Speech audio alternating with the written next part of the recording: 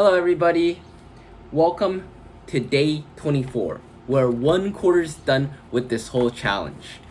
Is that not exciting? Oh, okay. So, what I did for today.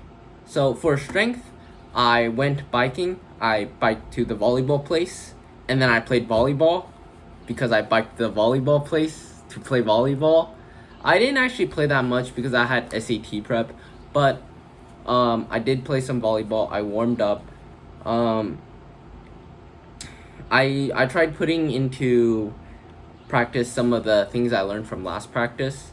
So, like making sure I have like the correct posture, make sure my positioning is correct, and yeah, that's what I did during volleyball.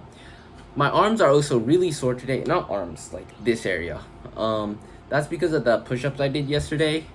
I ended up going 3 and 10 in league, so that means I had to do 100 push-ups because 10 times 10 is 100. It was a rough game. We won though. We won, but it was a rough game. So now my chest is really sore. For intelligence, today I did SAT prep. Now I already got a 1430 on the SAT, so I'm pretty happy with that score, but I could always do better, and my parents want me to do better, so more SAT prep. And I'm gonna teach you guys some SAT prep. Yay! So, subject-verb agreement. So for subject-verb agreement with verbs, one of the easiest way to find out an answer is to look at if it's plural or singular. So a example question might have it so there's 4 options and only one of them is plural. If that's the case, you look at the question and you're like, is the subject plural? And if the subject's plural, then you don't even have to read the text and you know the answer is plural. It's the one that's plural. You can do the same thing the opposite way around.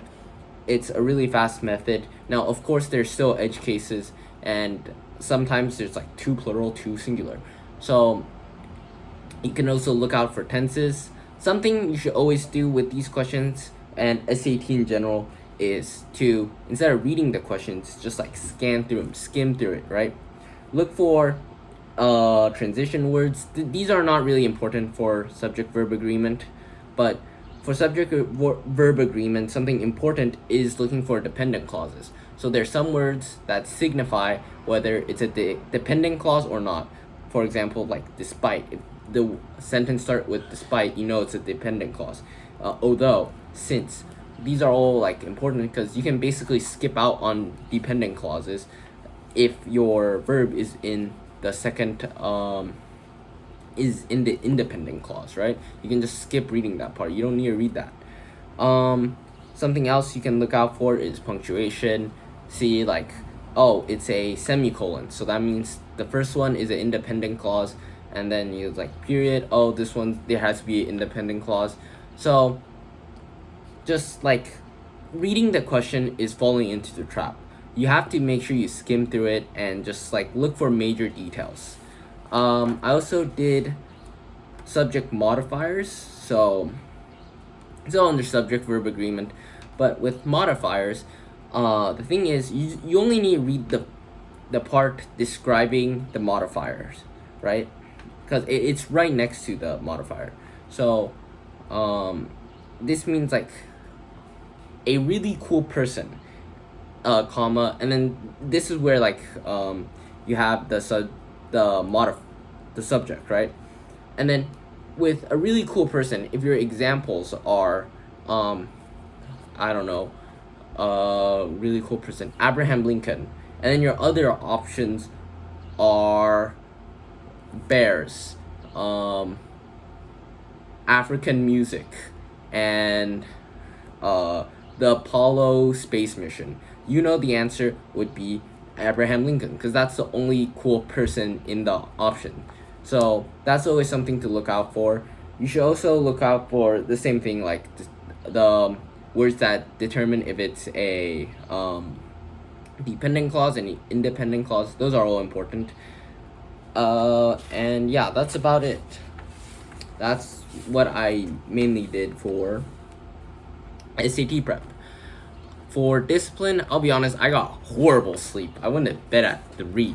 I woke up at 11, so quick maths.